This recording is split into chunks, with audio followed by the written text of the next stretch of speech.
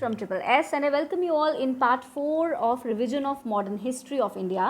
तो हमने last lecture में पार्ट 3 में डिस्कस किया था that about the formation of Indian national Congress की इंडियन नेशनल कांग्रेस जो है 1885 में बनती है, ठीक है, 1885 में बनती है। एओ ह्यूम जो हैं इसको बनाते हैं, okay. And about the important sessions of INC, जितने भी इंपॉर्टेंट सेशंस है आईएनसी के अप टिल 1947 हमने सारे सेशंस जो हैं इंपॉर्टेंट वो भी डिस्कस किए, ठीक है। तो आज हम डिस्कस करेंगे उसके बाद का क्या मतलब कोर्स रहा, क्या टाइम पीरियड में क्या रहा, ठीक है। तो देखिए, अगर जैसे ही आईएनसी की फॉर्मेशन हुई तो INC was, Indian national Congress was dominated by the important prominent leaders, ठीक है, जिनको हम मॉडरेट लीडर्स कहते हैं ज़्यादातर, ओके। तो आपने यू माइट हैव हर्ड, आपने जब अगर हिस्ट्री पढ़ी होगी आपको पता है इसमें कि मॉडरेट्स और एक्सट्रीमिस्ट जो हैं, दो तरीके के आप कह सकते हो कि लीडर्स जो हैं आईएनसी में जो है उभरे। One were the moderates and other were the extremist, ठीक है। तो नॉर्मली हम रफली क्या करते हैं कि हम कहते हैं कि जो मॉडरेट एरा था वो 1885 से स्टार्ट हो गया, ठीक है, क्योंकि जो हमारे जो प्रोमिनेंट आईएनसी के जो लीडर्स हैं, जो पुराने लीडर्स थे, ठीक है, they believed in prayer, petition, right. They believed in कि उन्होंने क्या करना है कि उन्होंने अपनी जो डिमांड्स हैं वो ब्रिटिशर्स के सामने रखनी है इन अ मोर फॉर्मल वे, राइट। एक फॉर्मल तरीके से जो है रेजोल्यूशंस के थ्रू, पेटिशंस के थ्रू या लीफलेट्स पे वो अपनी डिमांड्स लिखेंगे, पैम्फलेट्स के थ्रू एक डेलीगेशन जाएगी, उसके थ्रू वो प्रॉपरली अपनी जो भी डिमांड्स हैं, इंडियंस की जो भी रिजेंटमेंट है या किसी चीज़ को लेके कोई भी ग्रीवियांस है तो ब्रिटिशर्स के सामने उसके थ्रू रखेंगे पीसफुली, राइट। और ब्रिटिशर्स और जो मॉडरेट्स हैं ना, दे बिलीव्ड कि जो ब्रिटिशर्स हैं वो उनकी डिमांड सुनेंगे क्योंकि उनकी डिमांड्स जस्ट थी, उनके अकॉर्डिंगली कि जो हमारी डिमांड्स हैं वो तो बिल्कुल फेयर हैं, वो तो बिल्कुल सही डिमांड्स हैं, तो ब्रिटिशर्स हमारी डिमांड्स क्यों नहीं सुनेंगे। तो बेसिकली मॉडरेट्स इस चीज़ में बिलीव करते थे, राइट। तो जो मॉडरेट्स हैं, ठीक है, अब हमने क्या कहा कि जो रफली जो फर्स्ट 20 ईयर्स ऑफ जो कांग्रेस हैं वो मॉडरेट फेज रहा, जिसमें कि जो मॉडरेट लीडर्स हैं, जो भी इंपॉर्टेंट लीडर्स थे, चाहे वो दादा भाई नौरोजी थे, आर.सी. दत्त, फिरोज शाह मेहता, डी.ई. वाचा, डब्ल्यू.सी. बनर्जी, ठीक है, जो फर्स्ट प्रेसिडेंट थे कांग्रेस के, राइट, आईएनसी के, सुरेंद्र नाथ बनर्जी थे, जी.के. गोखले बड़े इंपॉर्टेंट लीडर्स रहे, ठीक है, मदन मोहन मालवीय जी, बदरुद्दीन तैयब जी जो कि फर्स्ट मुस्लिम प्रेसिडेंट रहे आईएनसी के, ठीक है, एम.जी. रानाडे थे। ये सारे क्या है, मोस्ट प्रोमिनेंट मॉडरेट लीडर्स हैं and you should remember the names also, ठीक है। ऐसे कई बार क्वेश्चन आ जाता है एमसीक्यू में कि इनमें से बताइए कौन से जो मॉडरेट है वो कौन सा जो लीडर है वो मॉडरेट नहीं थे, या कौन से लीडर हैं जो एक्सट्रीमिस्ट हैं, या कौन से लीडर हैं जो मॉडरेट हैं। तो you should know by name कि ये वाले लीडर जो है मॉडरेट हैं या ये वाले लीडर एक्सट्रीमिस्ट हैं, आपको पता होना चाहिए, ठीक है। अब ये जो स्टार्टिंग का फेज़ था आईएनसी का, इसमें मैंने आपको कहा कि और इसमें जो ज़्यादा हाईली इंटेलेक्चुअल लोग, काफ़ी पढ़े लिखे लोग, इंग्लिश नोइंग लोग जो हैं वो आईएनसी के मेंबर्स थे स्टार्टिंग में। उसके बाद तो फिर कॉमन मासेस भी आईएनसी के साथ जुड़ गई काफ़ी ज़्यादा, ठीक है, ऐसा रहा, ओके। तो रफली हम कहते हैं कि 1885 से 1905 में इंपॉर्टेंट क्या हुआ था, पार्टीशन ऑफ बंगाल हुई थी। उसके पार्टीशन ऑफ बंगाल के ही बाद जो है इमीडिएटली उसके इफेक्ट में स्वदेशी movement and boycott movement were started by INC, right. तो ये सब रहा, ठीक है। उसके बाद आ जाता है जी एक्सट्रीमिस्ट एरा। एक्सट्रीमिस्ट जो है अगर मैं बात करूं तो आप रफली कह सकते हो कि 1905 के बाद जैसे स्वदेशी मूवमेंट जो है वो स्टार्ट हुआ, उसके बाद जो है वो एक्सट्रीमिस्ट टुक ओवर, क्योंकि जो मॉडरेट्स हैं अभी तक जो है ऐसा मतलब कॉमन मासेस को भी लगने लगा कि भाई प्रेयर पेटिशन से तो कुछ फ़ायदा हो नहीं रहा है, ब्रिटिशर्स जो हैं वो पीसफुल तरीके से हमारी बात नहीं सुन रहे हैं, ठीक है। तो कॉमन लोग जो हैं वो भी उन मासेस में काफ़ी गुस्सा था ब्रिटिशर्स अथॉरिटीज़ को लेके, एंड दे वर ऑल्सो, जो कॉमन मासेस हैं वो मॉडरेट्स की कहीं ना कहीं मॉडरेट्स की पॉलिसी को लेके नाखुश थे। उनको लग रहा था कि जो मॉडरेट्स की पॉलिसी है उससे कोई रिजल्ट एज सच कोई अच्छा रिजल्ट सामने नहीं आ रहा है। और सबसे बड़ी बात है कि पार्टीशन ऑफ बंगाल उन्होंने जो है 1903 में करजन ने अनाउंस किया और 1905 में बड़े आराम से पार्टीशन को अनाउंस भी कर दिया गया, ठीक है। 16 अक्टूबर 1905 को पार्टीशन वाज एक्चुअली डन, ठीक है, बंगाल की पार्टीशन कर दी गई। उससे पहले ही जो है मॉडरेट्स काफ़ी ज़्यादा ब्रिटिशर्स से रिक्वेस्ट कर चुके थे ऑलरेडी कि पार्टीशन ऑफ बंगाल ना हो, लेकिन फिर भी पार्टीशन कर दी गई। तो लोगों में काफ़ी गुस्सा था कि भाई मॉडरेट्स की जो पॉलिसीज़ हैं उससे कुछ फ्रूटफुल रिजल्ट तो आ नहीं रहा है, ठीक है।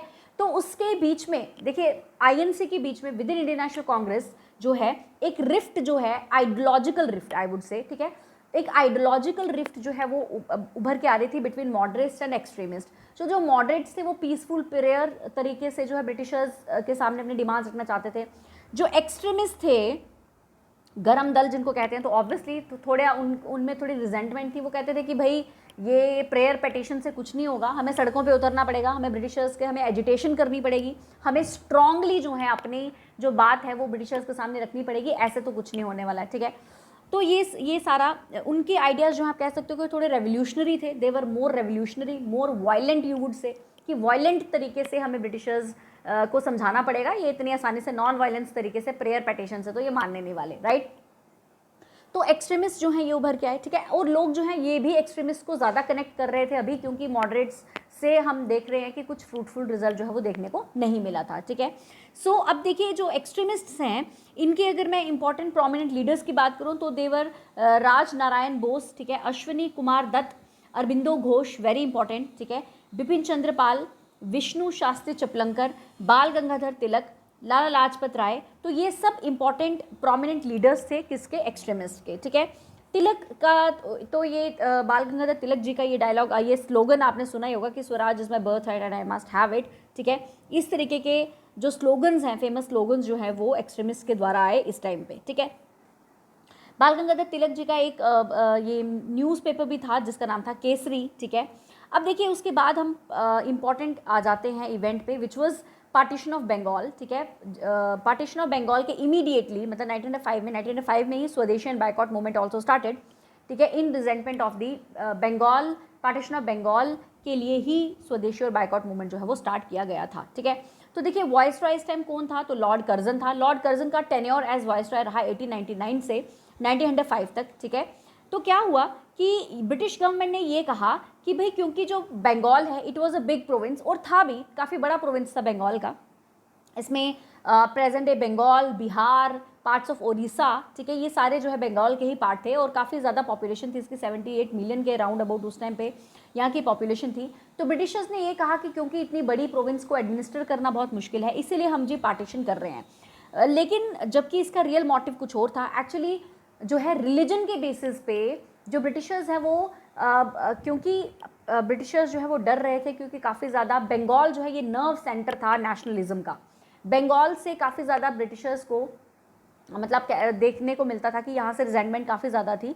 तो ब्रिटिशर्स को लगता था कि बंगाल जो है नर्व सेंटर बन रहा है नेशनलिज्म का, तो बंगाल को तोड़ा जाए, यूनिटी तोड़ी जाए जो इंडियंस में थी on the basis of religion, ठीक है। तो वो चाहते थे कि हिंदू मुस्लिम के बीच में एक गल्फ जो है वो पैदा की जाए, ठीक है, एक नफरत जो है वो पैदा की जाए रिलीजन के बेसिस पे। तो ये बेसिकली सोच थी, डिवाइड एंड रूल पॉलिसी जो है इसको कहते हैं ब्रिटिशर्स की।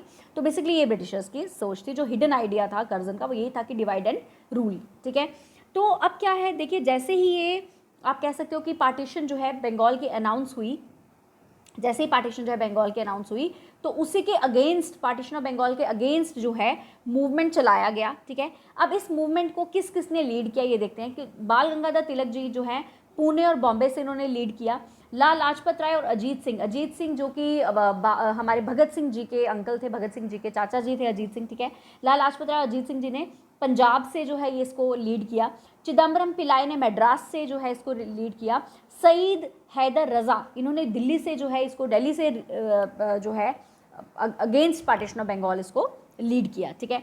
अब इस प्रोटेस्ट में क्या किया गया, देखिए पार्टीशन ऑफ बंगाल के अगेंस्ट स्वदेशी और बायकॉट मूवमेंट चलाया गया, और इस बायकॉट मूवमेंट में जो फॉरेन गुड्स हैं उसके बोन फायर जलाए गए। ऐसा कहा गया कि भाई फॉरेन गुड्स को कोई यूज़ नहीं करेगा, ठीक है, इनका कोई कपड़ा हो, कोई सामान हो फॉरेन गुड्स का, उसको यूज़ नहीं किया जाएगा, और उसको क्या किया जाएगा, बायकॉट किया जाएगा, ठीक है। तो ये मूवमेंट जो है against partition of Bengal, basically इसको ही स्वदेशी और बायकॉट मूवमेंट चलाएगा। बायकॉट मतलब ब्रिटिश गुड्स को बायकॉट कर दो, स्वदेशी मतलब स्वदेशी अपनाओ, हमारे जो देश का प्रोडक्ट है, ठीक है, जो भी देश में हमारी विद इन हमारी कंट्री जो मैन्युफैक्चर हो रही हैं चीज़ें उसको अपनाओ, और स्वदेशी अपनाओ, और ब्रिटिशर्स के गुड्स को बायकॉट करो, ठीक है, ओके। अब ये इंपॉर्टेंट चीज़ है फैक्चुअल, जो पेपर्स में इस तरीके से पूछा भी जाता है कि जो INC है, अब क्या हुआ, इंडियन नेशनल कांग्रेस का क्या टेक था इस पर। तो इंडियन नेशनल कांग्रेस ने क्या किया, स्वदेशी और बायकॉट मूवमेंट को सपोर्ट किया बनारस सेशन में, जो 1905 का बनारस सेशन था। किसने प्रिजाइड किया था, ये GK गोखले ने, ठीक है। तो GK गोखले जी ने बनारस सेशन को प्रिजाइड किया था 1905 में, इसको सपोर्ट किया, और फाइनली जो रेजोल्यूशन है इसका, मतलब फॉर्मल जो डिक्लेरेशन होती है, ठीक है, सपोर्ट 1905 में कर दिया था। लेकिन अगर आपको रेजोल्यूशन के बारे में पूछा जाए, formal resolution of Swadeshi and boycott, Swadeshi movement का पूछा जाए, तो that took place in 1906 Calcutta session of INC which was presided by Dadabhai Naoroji. जो 1906 का जो सेशन था, 1906 का सेशन, 1906 डेट बहुत इंपॉर्टेंट है हमारी हिस्ट्री में, क्योंकि 1906 में एक तो मुस्लिम लीग की फॉर्मेशन हुई, ये इंपॉर्टेंट है।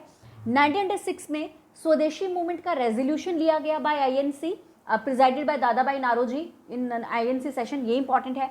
और 1906 में दादा भाई नारोजी ने स्वराज को भी for the very first time ये वर्ड इंट्रोड्यूस किया था। यहाँ पे स्वराज का मतलब था सेल्फ गवर्नमेंट, मतलब ब्रिटिश गवर्नमेंट को ना हटा के, ब्रिटिश गवर्नमेंट तो रहेगी for external affairs and etcetera, ठीक है, लेकिन सेल्फ गवर्नमेंट दे दी जाए, इंडियंस जो हैं वो सेल्फ रूल एक टाइप का चलेगा, वो स्वराज था। यहाँ पे कंप्लीट इंडिपेंडेंस का मतलब नहीं था स्वराज, दादा भाई नारोजी का मतलब था यहाँ पे सेल्फ गवर्नमेंट टाइप, ठीक है, हमें अपनी सेल्फ गवर्नमेंट, इलेक्टेड गवर्नमेंट जो है विद इन ब्रिटिश रूल चाहिए। तो ये स्वराज वर्ड इंट्रोड्यूस किया गया था पहली बार 1906 में bye Dadabhai Naoroji, right. Session कहाँ पे था, ये कैलकाटा में। और स्वदेशी रेजोल्यूशन, तो 3 इंपॉर्टेंट चीज़ें हुई 1906 में। तो बेसिकली 1906 ईयर आपने इस चीज़ के लिए याद रखना है, ठीक है, ये हो गया, ओके। अब यहाँ पे लोगों ने क्या किया, बाइकआउट करना स्टार्ट कर दिया फॉरेन गुड्स को। फाइनली 16 अक्टूबर 1905 में पार्टीशन हो गई बंगाल की। तो आप देखिए यहीं पे जो ब्रिटिशर्स हैं वो सिर्फ बोलते थे कि हाँ हम आपकी बात सुनेंगे, ऐसा कुछ था नहीं। जितनी मर्जी मतलब इंडियंस ने इस चीज़ को बहुत ज़्यादा, बंगाल पार्टीशन ऑफ बंगाल को बहुत क्रिटिसाइज़ किया, लोग सड़कों पे भी उतरे, बोन फायर भी जलाए गए, सब कुछ हुआ, लेकिन ब्रिटिशर्स को कोई फ़र्क नहीं पड़ा। ब्रिटिशर्स ने जो करना था वो करके रहे, ठीक है। तो उन्होंने partition of Bengal finally announce कर दी कर्जन ने, ठीक है, हो गई, ओके। अब लोगों ने एक मास मूवमेंट, एक मास एजिटेशन जो है स्टार्ट कर दिया, बोनफायर जलाए गए एक्सेट्रा। और उसके बाद फिर अब आप देखेंगे कि ये जो डिक्लाइन हो गया इसका, जो स्वदेशी मूवमेंट है ये काफ़ी ऐसा नहीं है, बहुत बड़ा मूवमेंट था ये, it was a big movement. Lord Curzon ने इतना नहीं सोचा था कि इतना बड़ा मूवमेंट जो है ये मतलब इसके अगेंस्ट हो जाएगा, राइट। तो फिर अब ये मूवमेंट क्यों फिजल आउट हुआ, ये मूवमेंट क्यों डिक्लाइन हुआ? देखिए सबसे पहले तो 1907 में, 1907 में क्या हुआ, 1907 में क्या हुआ, आईएनसी में इंटरनेशनल कांग्रेस में स्प्लिट आ गया। इंटरनेशनल कांग्रेस जो है ये पार्टी जो दो आप कह सकते हो पार्ट्स में डिवाइड होगी 1907 में। एक तो ये रीज़न था। इसके बाद 1907 के बाद जो है, जो ब्रिटिश गवर्नमेंट के द्वारा क्या किया गया, जो भी प्रोमिनेंट लीडर्स थे, स्पेशली जो एक्सट्रीमिस्ट लीडर्स थे, मतलब वो लीडर्स थे जो वायलेंट आप कह सकते हो लाइंस पे चल रहे थे, उन सभी लीडर्स को, इंपॉर्टेंट लीडर्स को उठा के जेल में बंद कर दिया। तो जब लीडर्स ही नहीं है तो मासेस कितनी देर वो मूवमेंट चला पाएंगे, राइट। तो उसके बाद ये मूवमेंट आप देखेंगे 1908 तक आते आते ये मूवमेंट जो है फ्रिजल आउट हो गया था, ठीक है, ओके।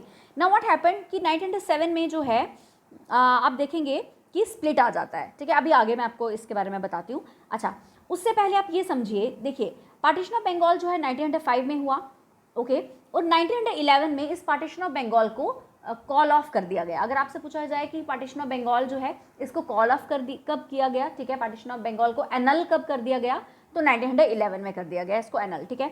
1911 में जो वाइसरॉय थे वो थे लॉर्ड हार्डिंग। देखिए काफ़ी लोगों में इसको लेके गुस्सा था, ओके, हर जगह जो है स्वदेशी मूवमेंट था, मतलब बोन फायर जलाए गए, ठीक है। तो इस वजह से जो है इस मूवमेंट को कॉल ऑफ कर दिया गया। 1911 में जो है इस मूवमेंट को कॉल ऑफ कर दिया गया। और वॉइसरॉय याद रखना है, कौन है वॉइसरॉय, था लॉर्ड हार्डिंग। कौन था? लॉर्ड हार्डिंग, ठीक है, ये चीज़ आपने याद रखनी है, ओके। और 1911 में एक इंपॉर्टेंट इवेंट और हुआ। तो क्या हुआ, 1911 में दिल्ली दरबार लगाया गया, ठीक है। तो दिल्ली दरबार जो है वो लगाया गया था 1911 में। दिल्ली दरबार में बेसिकली क्या होता था, जो प्रेजेंट वॉइसरॉय है वो जो भी ब्रिटिश में जो भी किंग है, जो भी क्वीन है, उनकी प्रेज में एक ग्रैंड रिट्रीट एक टाइप की रखी जाती थी, ठीक है। तो दिल्ली दरबार लगाया जाता था। तो यहाँ पे क्या हुआ, 1911 में दिल्ली दरबार लगाया गया। इस टाइम पे किंग जॉर्ज फिफ्थ जो है उन्होंने, मतलब ही केम टू इंडिया, ठीक है।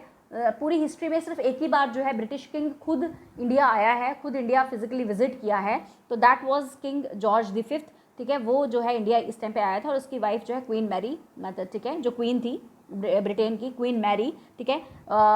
दे केम टू इंडिया ऑन 12 दिसंबर 1911, ठीक है। तो यहाँ पे दिल्ली दरबार लगाया गया था। वॉइसरॉय कौन था? Lord Hardinge.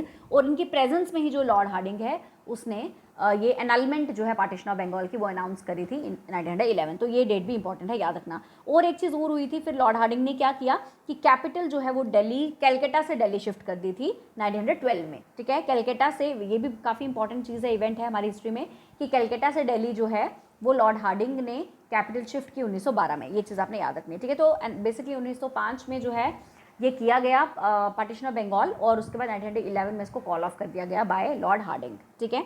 चलिए नेक्स्ट है जी सूरत स्प्लिट। आईएनसी में स्प्लिट हो जाता है, मैंने आपको कहा था 1907 में, इसको सूरत स्प्लिट भी कहा जाता था क्योंकि सेशन जो है वो सूरत में हुआ था, ठीक है।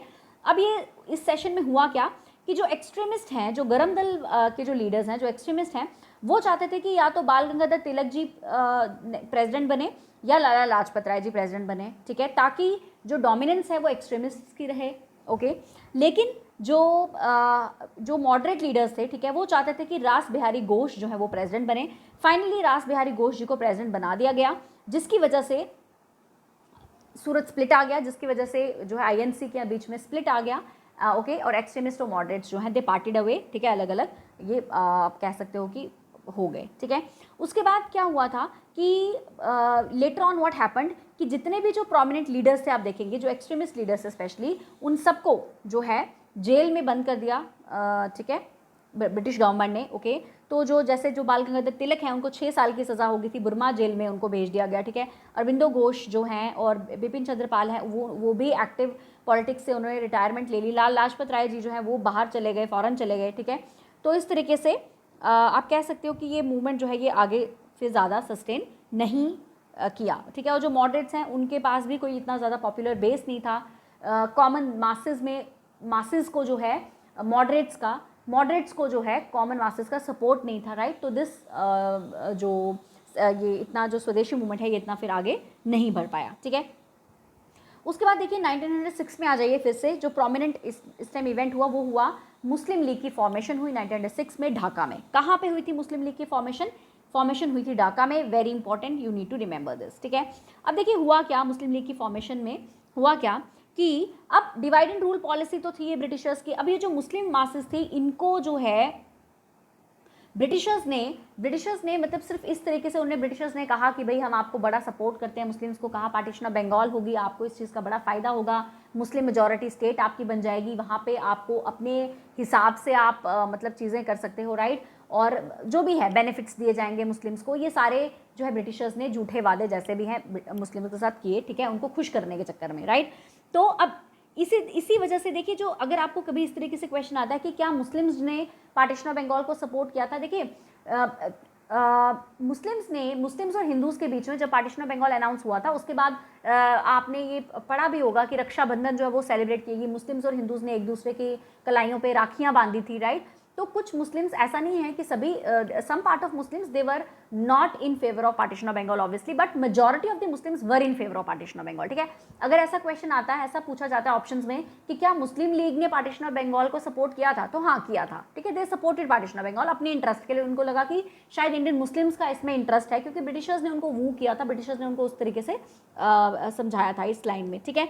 तो अब यहाँ Muslim masses didn't take part in swadeshi and boycott movement, ठीक है। कुछ मुस्लिम्स ने सपोर्ट किया था, ठीक है, बट मैक्सिमम मास ने सपोर्ट नहीं किया था, इस तरीके से आपने याद रखना है, ठीक है, ओके। जैसे मैंने आपको कहा सईद हैदर रजा थे, उन्होंने दिल्ली से स्वदेशी मूवमेंट को लीड किया था। तो ऐसा नहीं है कि सभी जो है उसके मतलब फेवर में थे, कुछ अगेंस्ट में भी थे पार्टीशन ऑफ बंगाल के, but maximum were in favour, आप ऐसे याद रखिए।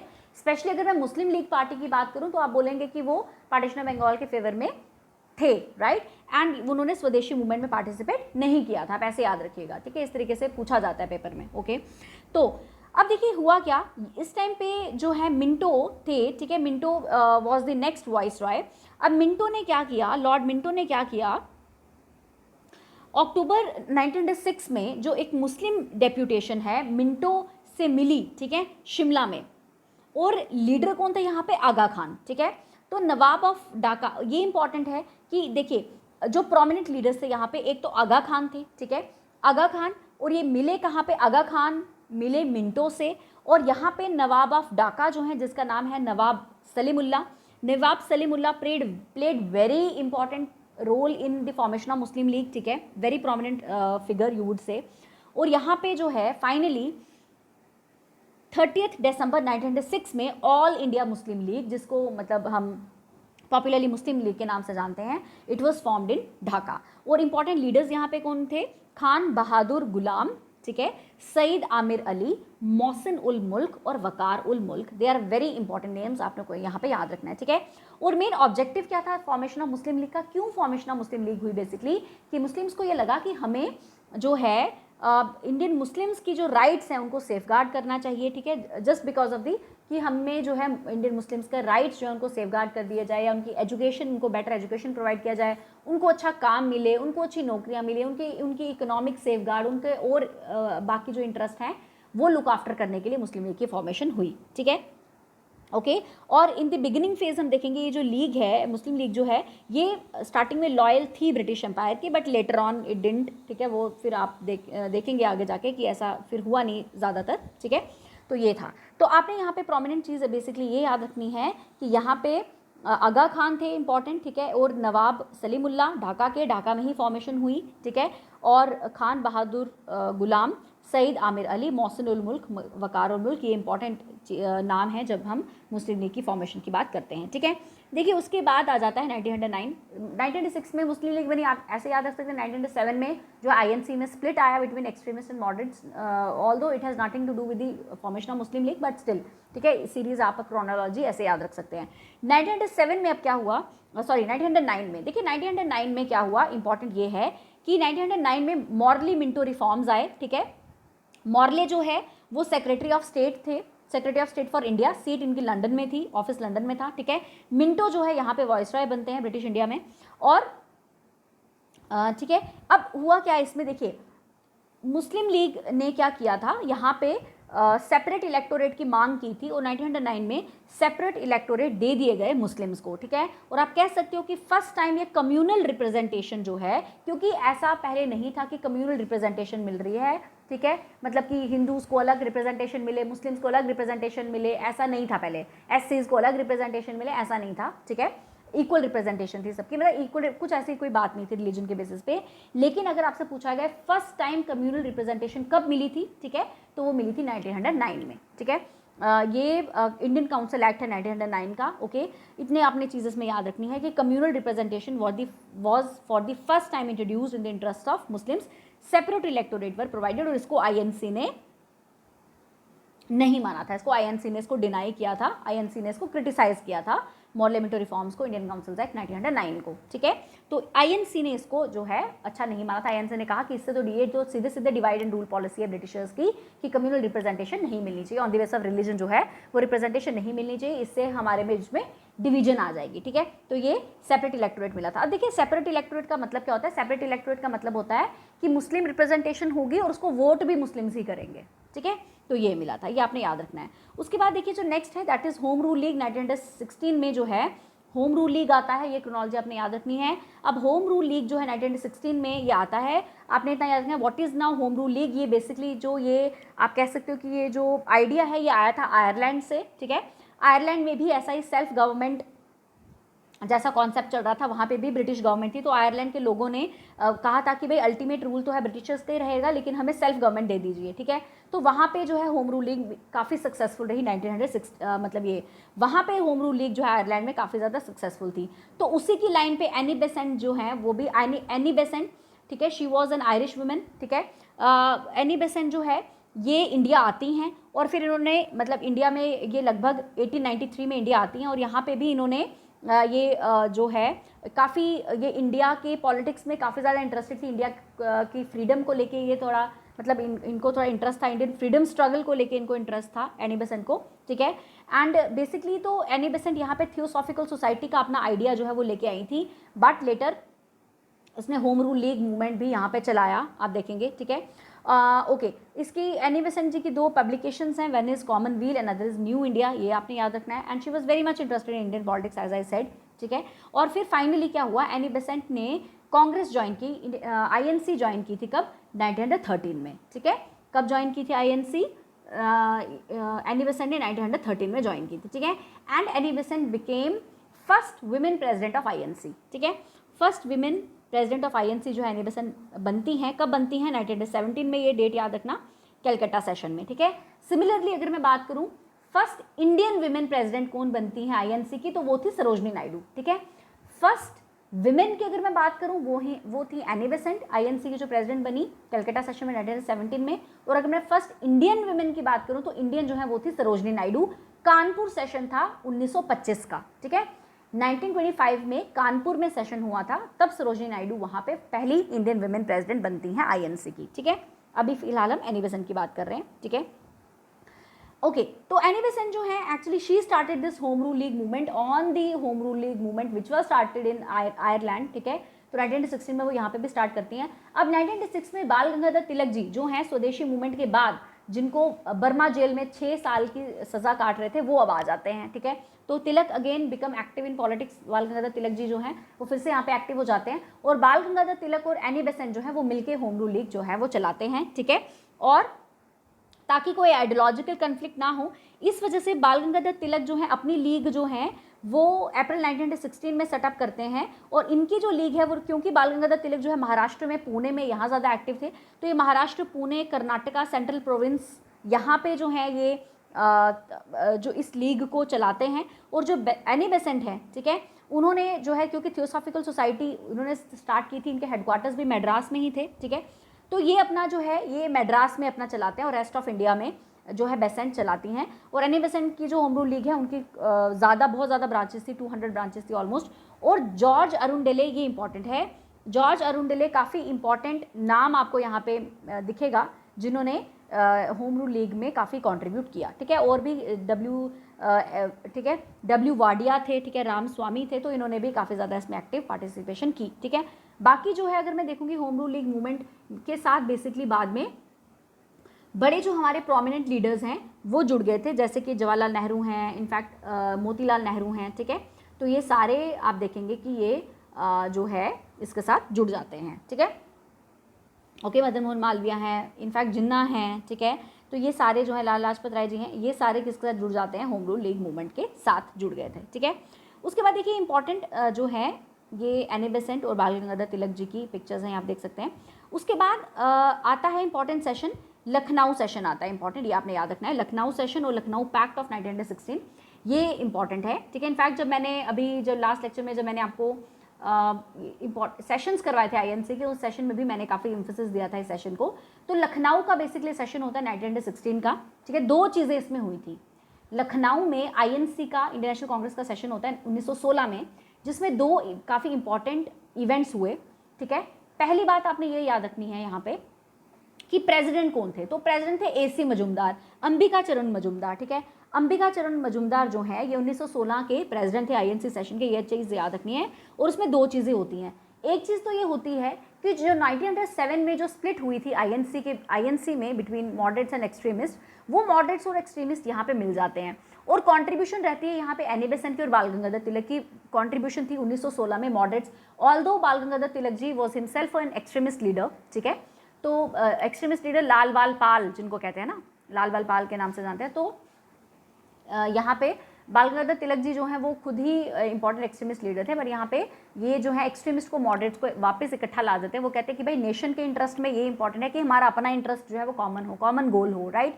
तो वो यहाँ पे इकट्ठे हो जाते हैं, ठीक है। एक तो ये लखनऊ सेशन का इंपॉर्टेंट है, और दूसरा ये इंपॉर्टेंट है कि यहाँ पे अब सिर्फ आईएनसी में ही जुड़ाव नहीं आया, यहाँ पे आईएनसी ने मुस्लिम लीग के साथ भी आप कह सकते हो थोड़ी देर के लिए एक फ्रेंडशिप सॉर्ट ऑफ कर ली, ठीक है। तो यहाँ पे इन्होंने आईएनसी ने क्या किया कि जो 1909 में पार्लियामेंट्री रिफॉर्म्स के अंडर सेपरेट इलेक्टोरेट मिले थे मुस्लिम्स को, उसको एक्सेप्ट कर लिया, ठीक है, उसको एंडोर्स किया, उसको एक्सेप्ट किया आईएनसी ने। तो आईएनसी ने पहले मैंने आपको कहा था कि क्रिटिसाइज किया था, नहीं माना था, सेपरेट इलेक्टोरेट को नहीं मान रहे थे आईएनसी वाले, बट यहाँ पे जो है लखनऊ सेशन में, लखनऊ पैक्ट में ऑफ 1916 में यहाँ पे क्या करती है जो कांग्रेस आईएनसी जो है वो सेपरेट इलेक्टोरेट फॉर मुस्लिम्स को एक्सेप्ट कर लेती है, ठीक है। तो ये इसमें इम्पॉर्टेंट रहा, ठीक है। तो अभी यहीं तक रखते हैं, ओके। तो अभी नेक्स्ट सेशन में मैं आपको एमसीक्यूज़ लेके आऊँगी, जो भी हमने आज पढ़ा है उस सबके एमसीक्यूज़ जो है नेक्स्ट सेशन में हम सॉल्व करेंगे। टिल देन आप पढ़ते रहिए अच्छे से, take care, bye bye, I will see you very soon with the next session.